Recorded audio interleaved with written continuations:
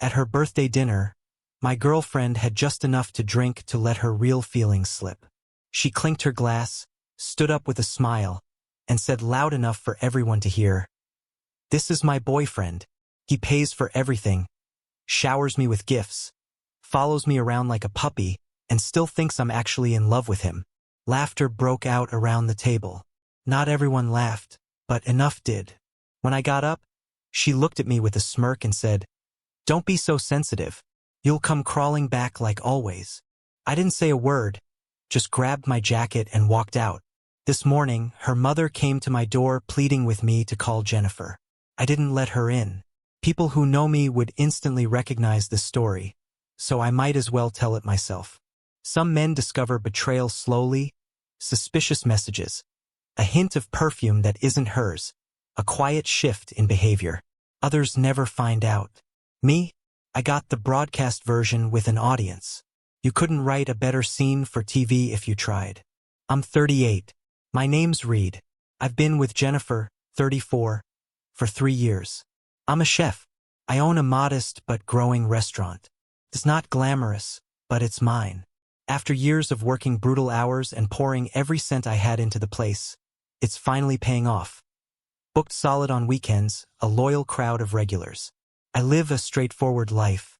I come home with burns on my arms, smelling like garlic and smoke, and sleep like I've been dropped into a coma. That life worked for me. Jennifer is an architect. She works for a top-tier firm, always looks polished, and has this magnetic presence when she walks into a room, the kind of woman who seems out of reach. I met her at my friend's wedding and couldn't believe it when she gave me her number. After 3 dates, I was in deep. Within 3 months, she had a key to my place. Looking back now, I realize I should have seen it. She never fully moved in, always kept her own apartment.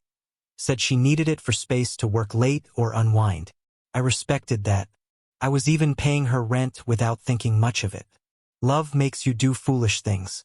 Her birthday was last weekend. I'd spent weeks setting it up, rented a private room at a Nenzo, her favorite, not mine. I could have easily hosted at my restaurant, but she said that blurred the lines between work and personal. I planned everything down to the last detail. Got her the gold-dusted cake she loved. Invited her circle, around 20 people. Easily dropped $3,000. But when you care about someone, that's what you do, right? Dinner was going well at first. Everyone was laughing, the wine was flowing. She'd been sipping Aperol spritzes since we arrived. Not drunk, but definitely buzzed. I was seated to her right, her sister, a friend from work, a few guys she knew from yoga, old college pals. Everyone was there. When it came time for a toast, her best friend Jade started with a spring break story. Then I said a few simple words about how lucky I felt to be with Jennifer, how I was looking forward to more birthdays together. People raised their glasses, smiled. Then Jennifer stood up. I thought she'd say thank you. Instead, she turned the spotlight on me with a strange smile and said, "This is my boyfriend Reed." She squeezed my shoulder. Not affectionately, more like she was proving a point. "He pays the bills, buys the gifts, follows me around like a dog." Then she looked around and added, "And he still thinks I'm actually in love with him." A few seconds of silence, then laughter. Her friends found it hilarious. Her sister looked horrified. I must have looked stunned because Jennifer rolled her eyes and said, "Oh my God, it was a joke." But the way she said it, cold, like I was stupid for not laughing along. I folded my napkin, stood up, and quietly said I was heading home. She looked annoyed, like I was overreacting. "Where are you going?" she asked. I didn't answer, just walked out, heart pounding, face burning. When she shouted after me, "You know you'll come crawling back," it hit harder than anything she'd said before. I drove home in silence. No music, no calls, just my thoughts. And I realized something on that drive. I wasn't even shocked. Somewhere deep down, I think I always knew this wasn't love. I just didn't want to admit it. When I got home, I poured a drink and sat outside staring into the dark. Every memory from the past 3 years felt like it had been rewritten. Her digs about my rough hands, how I smell like work, her reluctance to introduce me to certain people, how she'd roll her eyes when I talked about the restaurant, the jokes about trading up, the late nights that never added up. I wasn't a fool.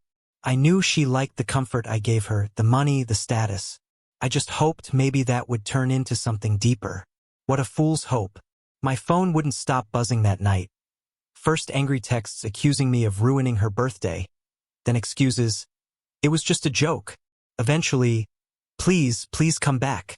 I didn't block her, just turned off notifications. I wanted the record just in case. By Sunday morning, I knew what I needed to do. I gathered everything she had in my house, her clothes, makeup, shoes, the expensive skincare, the exercise bike she used twice, and boxed it all up. Took 3 hours. I left her house key on top of one box. Then I drove it all to her apartment. I still had a key. She gave it to me a year in and I'd used it plenty of times. I let myself in, left the boxes neatly stacked in her living room, and wrote a note. Consider this me not crawling back. Your rent's covered through the end of the month. After that, you're on your own. I left the note on top along with her key and walked out. Later that day, she found it. I know because she sent me a photo of the boxes with the message. Really? This is how you're handling it. Then came the nonstop texts and phone calls. I didn't answer. Instead, I called my lawyer, had him draft a formal letter cutting any financial ties, called my bank, removed her from the credit cards, changed all the passwords to the streaming accounts. I won't lie, Sunday night was hard. I've always been the dependable one, the guy who shows up, takes care of things. Ending a relationship, even one built on lies, felt like giving up, like failure. But every hour that passed, the weight started to lift. I hesitated for a moment, hearing her voice echo in my head. You'll come crawling back. You always do. Like hell I would. That Monday morning, I went to work like usual. I threw myself into prep, working out the menu, organizing schedules, and making sure everything was in place. When I told my sous chef Marcus what had happened, he just nodded and said, "She never deserved you, boss." That was it. No drama. No pity. Just quiet understanding and moving forward. That's why I've always preferred kitchen people. There's a blunt honesty in the way they move through the world, and I respect it. That night, Jennifer started posting online stuff about how someone was having a midlife crisis and tossing aside the best thing that ever happened to him.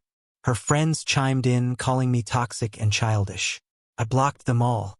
I kept her number unblocked, though, not to respond, just to keep a record of what she was saying. Tuesday followed a similar pattern, except now she started using people we both knew to pass messages. Chris, a buddy of mine, texted, "Jennifer's really torn up. Maybe just hear her out." I explained the situation. He didn't reply after that. Then Wednesday brought something unexpected. I was getting ready for work when I heard a knock at the door. It was Susan, Jennifer's mother, standing there looking like she hadn't slept in days. She had always treated me well, always kind, always supportive. She once told me my beef bourguignon was the best she'd ever had. Seeing her like that shook me. "Reed," she said, voice trembling. "Please just call Jennifer. She hasn't eaten in 2 days. She's not okay." I invited her in, made some coffee, and calmly told her what had really happened at the birthday dinner. Her expression dropped. She said Jennifer told her I had just walked out without explanation, acting cold and distant for weeks. I wasn't shocked. Jennifer had a way of bending the truth to suit her. "Susan," I said, "I cared about Jennifer. Maybe I still do. But I can't be with someone who disrespects me, who humiliates me in front of her friends and expects me to come crawling back." Susan just nodded after a moment. "I understand. I raised her better than this. I'm sorry, Reed." She hugged me tightly at the door before leaving. Watching her drive away, I felt something lift. Even if Jennifer never admits what she did, at least someone in her family knows the truth now. It's Wednesday evening. All day, Jennifer's been ramping things up. Her sister called my brother, her yoga instructor emailed Marcus, and according to my security camera installed after a break-in last year, she drove past my house twice. I haven't replied to anyone. The silence feels like power. For the first time in a long while, I feel grounded. I've been sitting here thinking about dignity, about self-respect, about the line between being dependable and being taken for granted. I confused those things for too long. Never again. To anyone out there who's been in my shoes, who's given until they're empty, who's accepted crumbs like they were blessings. I hope you find the strength to walk. It's brutal at first, but there's peace on the other side. Believe me, as for what comes next, who knows? Maybe more of Jennifer's flying monkeys. Maybe peace. But this much I know, I'm not going back. Not today. Not ever. 3 days later, not much has changed except Jennifer's strategy. Now she's trying remorse. Yesterday she sent a handwritten letter by courier. Who even does that? I read it. She said she started therapy, blames her behavior on unresolved childhood trauma. That might be true, but it's not mine to fix. A lot of people have asked if I protected myself financially. Yes. My lawyer sent her an official letter ending all support. The apartment lease is in her name. I was covering it voluntarily, but no more. The car is mine. She has her own. I've kept records of everything, just in case she tries to claim we were common law or something equally messy. Her sister Chloe actually reached out to apologize. Said she was embarrassed by what happened and admitted she'd been warning Jennifer for years that she was treating me terribly. Nice to know someone around her has a conscience. And for those asking about revenge, living well is my plan. I've started working out again, reconnecting with friends, and even enrolled in a specialty pastry course I've been putting off. Funny what you can do with an extra $3,000 a month. Money I used to spend on Jennifer. 2 weeks later, things have finally settled. I'm ready to move forward.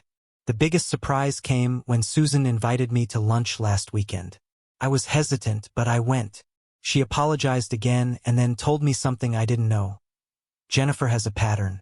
Her last 3 relationships ended the same way.